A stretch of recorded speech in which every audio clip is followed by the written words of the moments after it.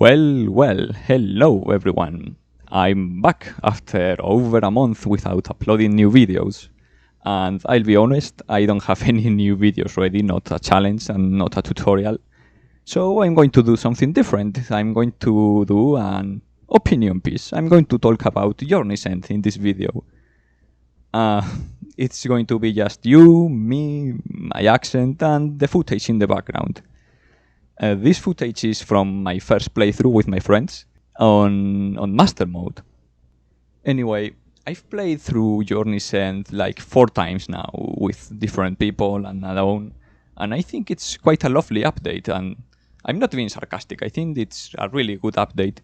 The problem is it's a different kind of update. It's not like 1.1 or 1.2 in which the focus of the update was adding a lot of content. Like I think 1.1 doubled the size of the game, and then 1.2 doubled it again. This update is more... The focus is more on modernizing the game, updating the sprites, adding some new mechanics. It's an update about aesthetics and details, I think. Apparently, a lot of people haven't liked that. I've seen a lot of people that haven't enjoyed Journey's End because it doesn't have that much content. I mean, we knew that there wouldn't be a new final boss. Moonlord is meant to be the final boss, but there's still plenty of content, and some people at least, were not very happy. And I think that's the reason. It's a weird update. I went into Journey's End blind, like I didn't look up any spoilers. I don't use Twitter, and I didn't use the forums until recently, so I didn't follow any of the news. I did not know what to expect.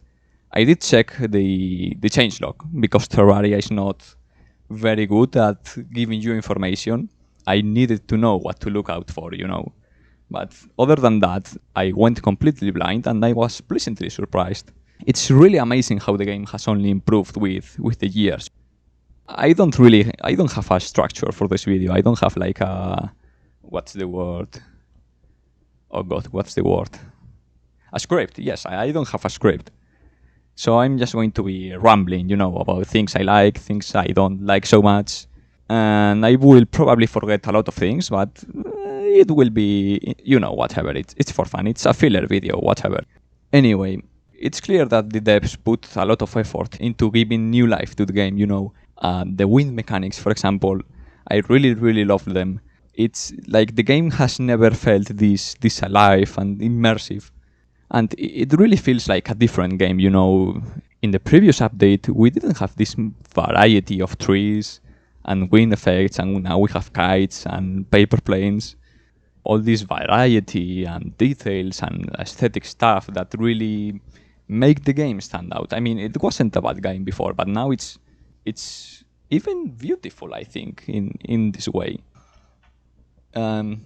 I will start with the most important changes, or the biggest changes, the good ones. I will talk about the stuff that I don't like that much later.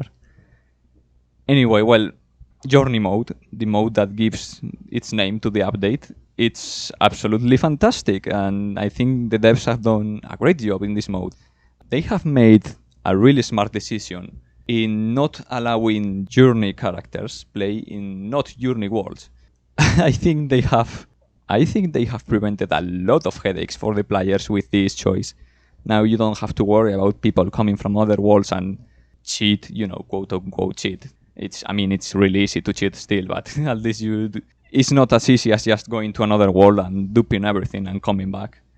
So I think that was a really good choice. And the way the Journey mode is implemented, I think it's fantastic, really. It's not a purely creative mode. You don't get everything for the start. You actually have to play the game and learn the game before you can unlock everything.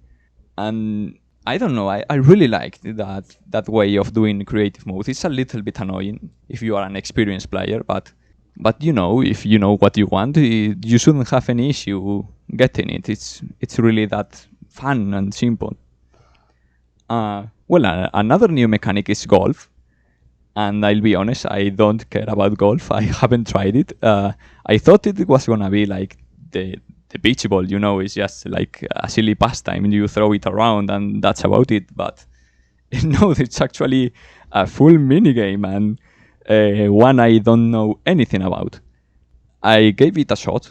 I went to the golfer and NPC, and I saw that he has like 4 different golf sticks and with different names, things, words I have never heard in my life, and I was like, whatever, I don't care, Just, this is not for me.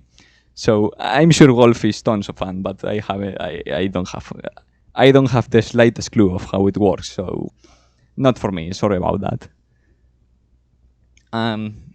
Another new system is the lag system, which had a rocky start with the negative torch lag. Terrible decision on part of the developers, but luckily it was fixed.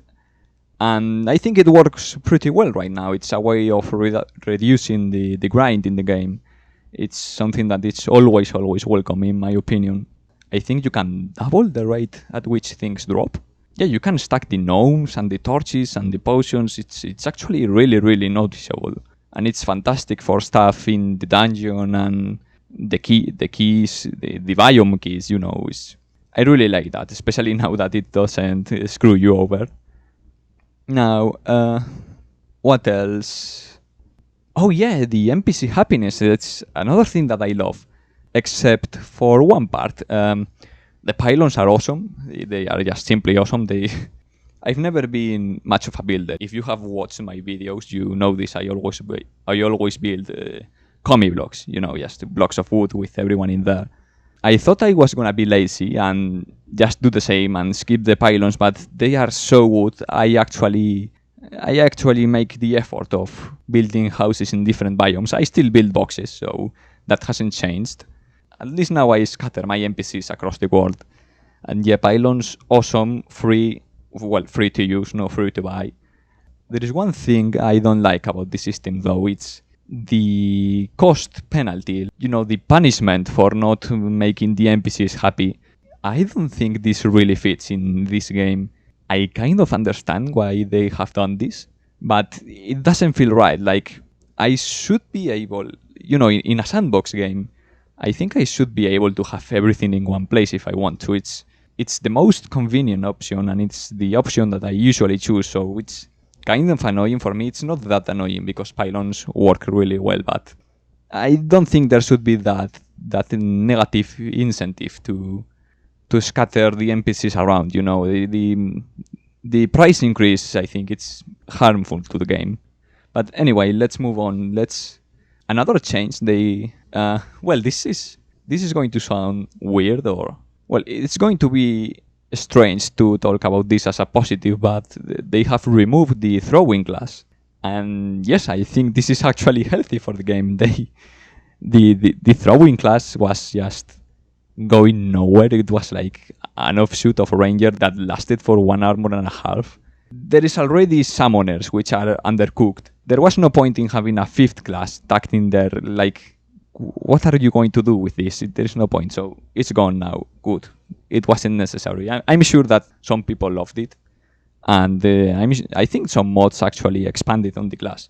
But no, this was not something for the base game, I think. Another thing that they have expanded upon is lava fishing. Fishing in lava is now worth something, actually. I really like that. There's plenty of accessories that go with it. This part of fishing was underdeveloped, and I'm glad they have updated it. Fishing in honey is still quite limited. Maybe they will expand on this on 1.4.1, but we don't have a way of knowing. At least we got the lava fishing. And what else? Oh yes, weapons. There are plenty of weapon changes, and most of them are great, I think. The most important one, of course, is whips. We now have whips for summoners, which they really needed. They fall a bit too short, both literally and figuratively, but they are the great weapons nonetheless. Especially the tag damage mechanic. It's really good and opens up a lot of potential for the class. I'm not going to get into detail here, because I already did on a forum post. I spent like 3 weeks researching, well, not researching, but writing, and, well, yeah, there was a little bit of research. Anyway, yeah, it's like it's like a chapter of the Bible. I wrote everything I could about summoners and their current state and ways of improving the class and really make it feel finished. Anyway, if you are interested in that, I will leave a link in the description so you can check it out. I will say though that my favorite whip is the Cool Whip. It really feels like a summoner weapon, you know, the way you summon the ice. What's its name? The ice shard? The ice minion? Well, you know, the thing it summons. Flays are awesome. I love the change to flays. They really needed this change after after JoJo's became a thing. Flays were lagging behind so hard, like they were almost useless. And now they are really fun weapons. They are actually quite complex. I haven't get used to them yet, but they are really good now. What else? They have buffed rocket weapons and rocket ammunition. In fact, in this playthrough that you are watching in the background, I ended up playing as a rocket ranger, or what's its name, rocketeer, and I had tons of fun. The weapons have been buffed, the new ammunition is great. There is also utility ammunition, which is super useful. So yeah, rockets are really fun now, and I think they really needed this buff. And the same thing with the magic missile and their upgrades. They were okay before, but they were really unwieldy, like not really fun to use. And now they're just the homing and the piercing, they are awesome. I really love the new magic missile and the rainbow road and the flameless.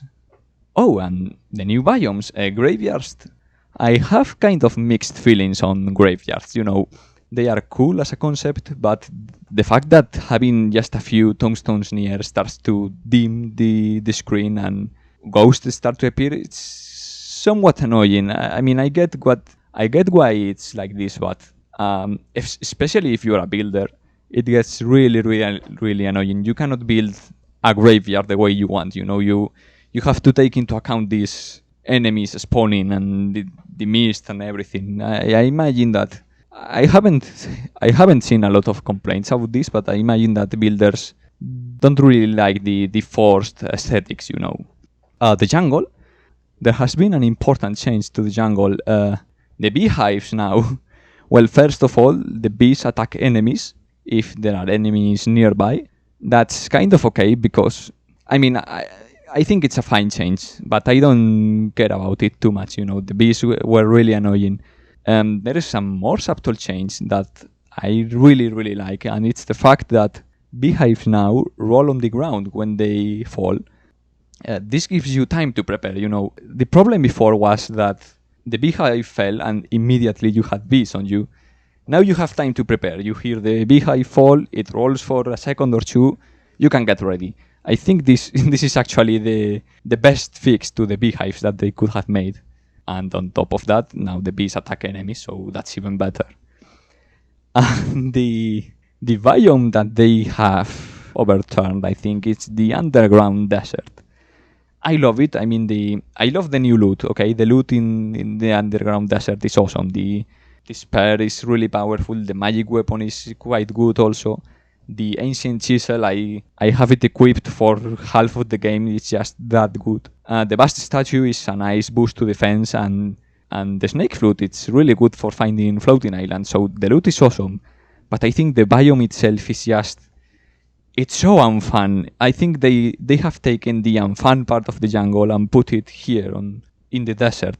It's just, you have to watch your every step.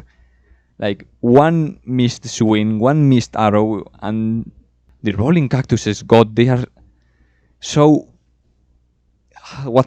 I don't even know what to call them. They are just unfun. And the larva also, they are everywhere. It's, at least in the jungle, you have a lot of open space, okay? The bees are annoying, they shoot at a distance, but you have room to prepare and you have room to dodge.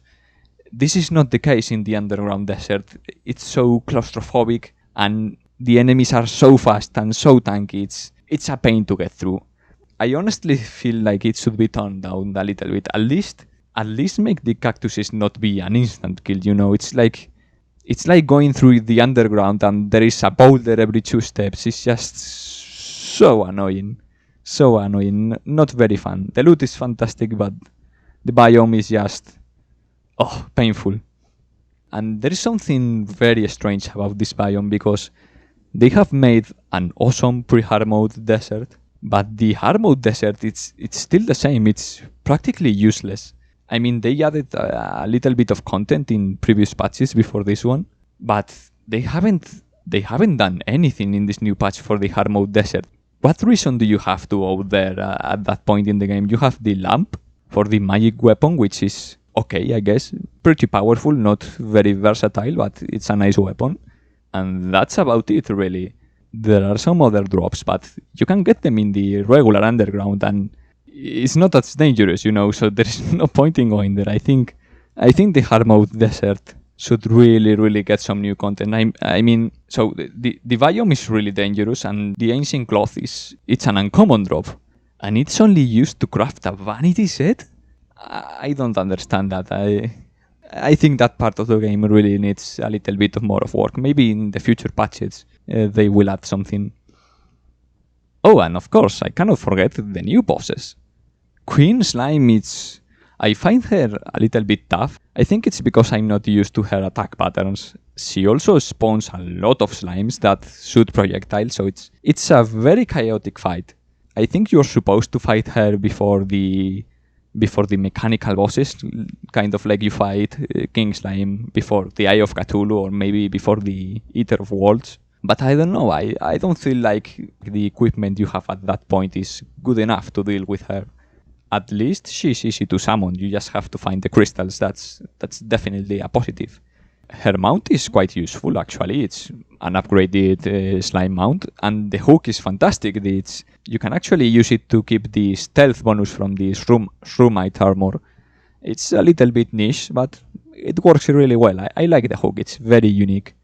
The armor, I don't know, I feel like it's like a generalist armor, right? But at that point, you also have the ore armor, so unless you kill her really early, I think it's hard to find a spot for the crystal armor unless you kill the queen really early. And then there is the other new boss, the Empress of Light. It's such a fun boss. Again, I find her quite difficult. She moves really fast. Her attack patterns are quite complicated, actually. I think the devs noticed that Fish Run is one of the best boss battles in the game and kind of took a page out of that book. But yeah, the battle is really tough and it's really fun, and her drops are incredible. The sooner you kill her, the better, obviously. But even if you kill her shortly before the lunatic cultist, her weapons are still really useful. The thing I don't like is the Terra Prisma, not the weapon itself, but the fact that you have to kill the Empress during daytime to get the weapon. This is a challenge very similar to the Dungeon Guardian challenge, and I don't get why she drops a summoner weapon, especially because of the fact that it's a summoner weapon, the class that has the less weapons in the game. I think the drop should be something cosmetic, like a pet, the same way that the Dungeon Guardian works. Oh, and the music for the boss, I quite like it. Some of my friends find it annoying, but I don't mind it. In fact, all the music for the new update, I think it's really good. It fits the game really well. I'm amazed really at how consistent the music has been kept through the updates. Alright, so those are like the big changes, the real hard hitters of the update, but there are many smaller changes that really make a difference. For example, the sword swords. Now you can aim them, which, thank you. Thank you. It was kind of rough to start the game with a weapon that cannot hit the slimes, so thanks for that. The guide has been updated. His advice has been updated. He was stuck in version 1.0. Now he has been reading some books and he had a lot of books to catch up on, and now he can give you advice on the content of the new updates. I also think that it's really good how the achievements now guide you through the game. And by the way, the achievement noise is really fucking scary. I was not expecting the achievement noise, and every time I got one, it just startled me. And every time I start a new game, I know I'm going to get scared shitless because it's just such an abrupt sound. It's really scary. I don't like it. I don't think it's bad, but I don't like it. What else? Oh well. All right. Then we have the minimap changes. We now can ping in the map, which is insanely useful. I'm really glad that this exists, and me and my friends have been using this feature a lot. It's really good. I haven't paid attention to the new borders for the minimap, but they look nice. The same for the new life and mana bars. They look really fancy, but I have kept the old one because it has the numbers on it, and I like to be able to see the number. It gives me more information. This one is another really small change, but I think that builders really appreciate it. The fact that you can now turn statues. Before they were only looking at one direction, now you can flip them. Fantastic. And doors now open and close by themselves.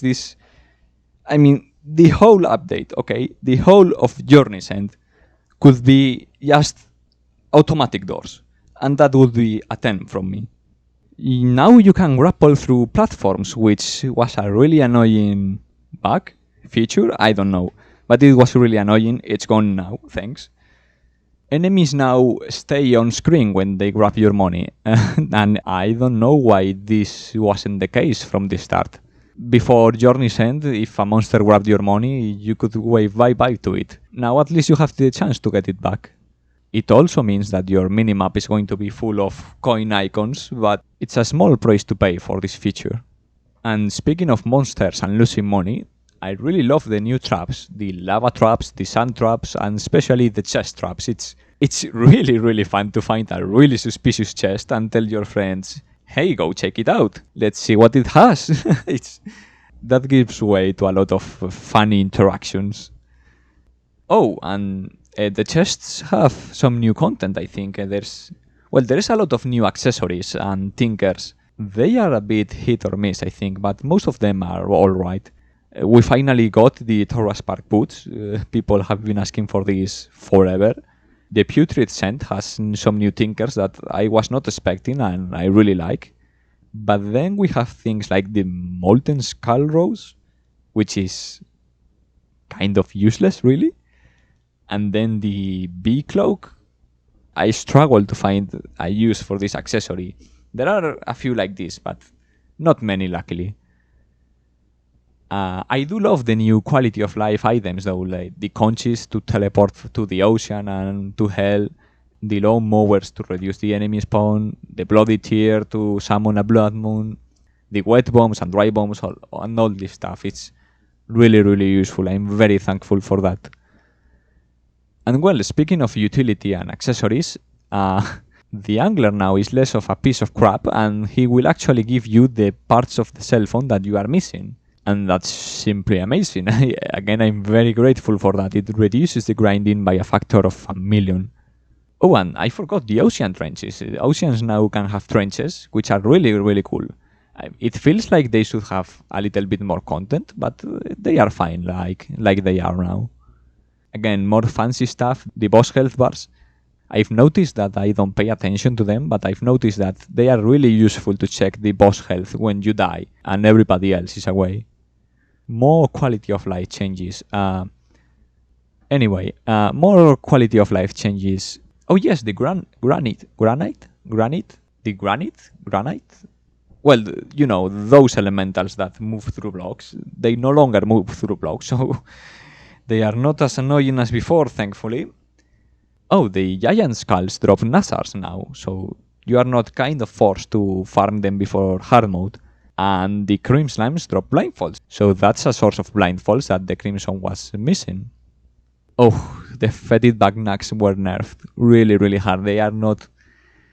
I get why they were nerfed. They were incredibly powerful, but now they are not half as powerful as they were before.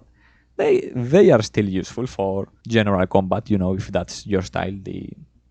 The true melee, I guess, the close quarters combat, but they don't hold a candle to the old fetid Bagnags. And okay, give me a second, more cool changes. The Titan Glove. Yes, the Titan Glove now gives auto swing to all the melee weapons. So now we no longer have to get the carpal tunnel syndrome.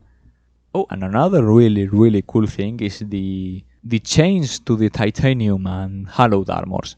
I think that giving the shadow dodge or holy protection to the hallowed armor It's a really, really great choice. Now, it's a really powerful set bonus, and it makes sense that the most powerful armor of that at that stage has the best set bonus. Before that, the titanium armor completely overshadowed everything else, and the problem was that you don't get titanium in every world. You could fish for it, but it takes forever. It's a huge grind. So it's better this way, but I get the feeling that the problem hasn't really been fixed, but instead it has been moved. I think that the chlorophyte armor now has the same issue as before. It's meant to be better than the Harrow armor, but you don't really have a reason to craft it now. So I don't know. I think the chlorophyte armor should be, well, rebalanced. Maybe not reworked, but it really needs to be. The devs really need to take a look at this armor now. Now, I want to talk about some of the things that I didn't like. All that stuff was things that I like. Some of them maybe had a small cuts, but I think that they are positive changes to the game. Now about the things that maybe they are not really bad, but I find it hard to find the reasoning behind these changes. The first of them is the dungeon bricks, the new dungeons. At first, I found these breakable bricks really, really annoying. Now I'm used to them, and they are not that big of a deal. But I wish they were more consistent. The way they break, it feels pretty random sometimes. Maybe this would make them pointless, but I feel like they should work like cobweb. You shoot a weapon at them and they break. They are cracked bricks after all. The bits are really fun though. I think they are very easy to avoid, because by the time you get into the dungeon you probably have a hook and double jump, so they are not much of a threat, but I really like them. I think they fit really well in the dungeon, and the ones that have water are really useful for fishing, so that's actually fantastic. But other than that, I think the bricks need a little bit of work. There is one change that I find really, really annoying, and it's the fact that you can no longer put all accessories in the vanity slots.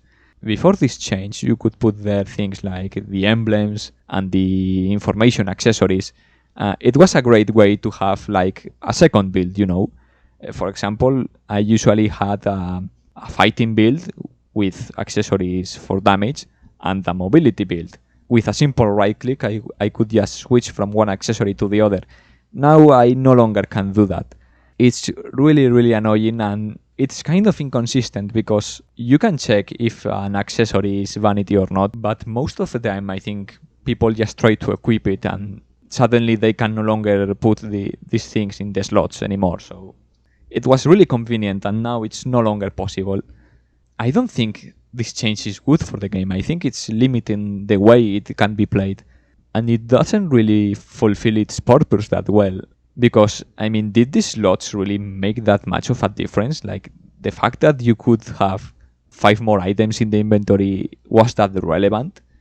And now we have the return potion, so it's even more pointless, because you can just drink a potion, leave everything in the chests, and go back to where you were.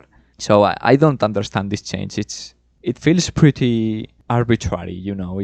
I don't think it's good for the game. It's just annoying. Anyway, now we reach the point in which I talk about Master Mode. And Master Mode, it's so disappointing. It's so disappointing. It's just Expert Mode, but everything is 50% stronger, okay? The enemies do 50% more damage and they have 50% more life. It's so lazy. It's so boring. Like, I don't understand this. Why is Master Mode like this? At least in Expert Mode, the bosses got new attack patterns or whole faces, and a few of the enemies also have new attacks, like the skeletons throw bones and all of this. It's Master Mode doesn't do anything of that. It's just they are stronger. They take longer to kill. It's not harder.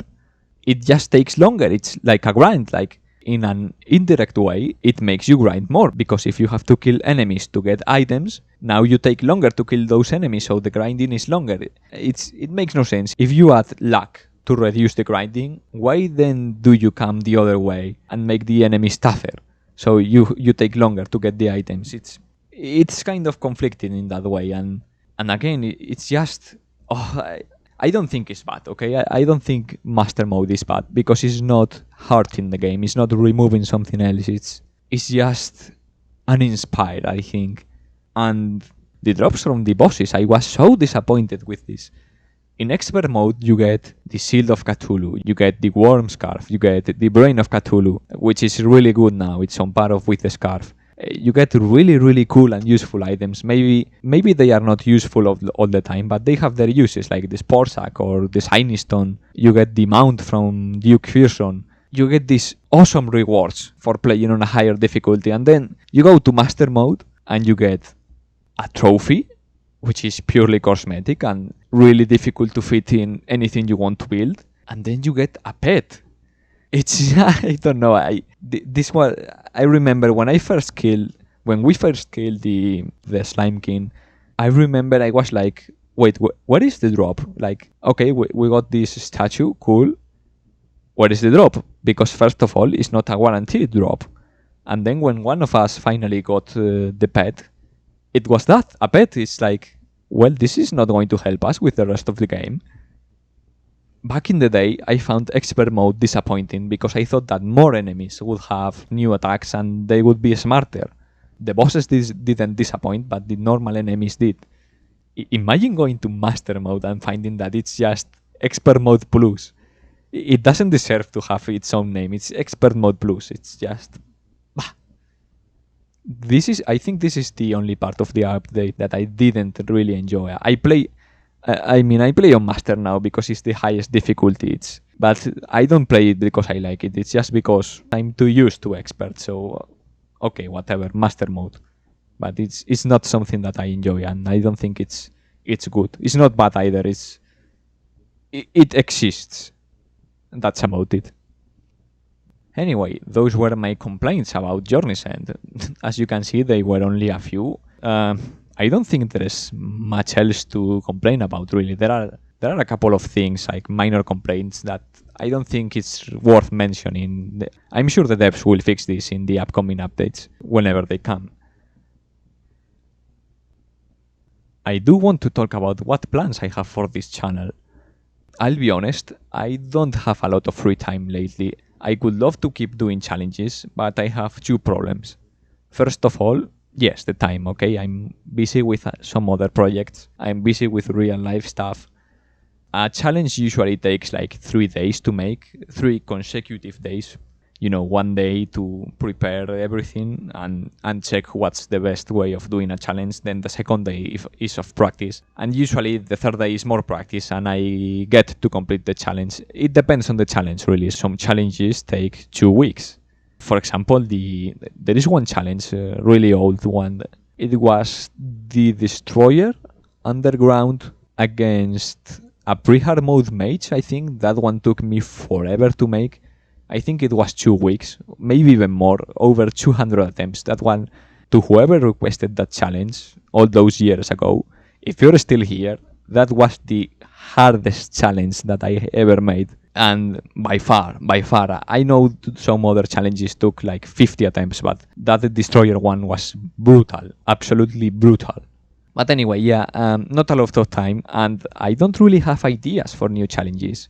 Because you see, if you have been here since the beginning, what I used to do is I used to post on a forum, and the people in this forum gave the ideas to me, you know, hey, can you do this? Can you do that? I will check. Oh yeah, sure, it looks possible. I will try it. And these people, they had really good ideas, okay? Sometimes they were really tough, sometimes they were kind of silly, sometimes they were just fun, but all the challenges that you can watch in my channel, they were requested by someone in that forum. Problem is, I no longer go into that forum, okay? I have been away for years. Honestly, the people that used to be there probably is not there anymore. So, I'm not good with coming up with ideas for myself for this kind of stuff, so I'm kind of stuck. I don't have ideas and I don't have time. What I'm thinking of doing is play the Easter egg seeds. I don't know what they do. I know that they make the game like really hard.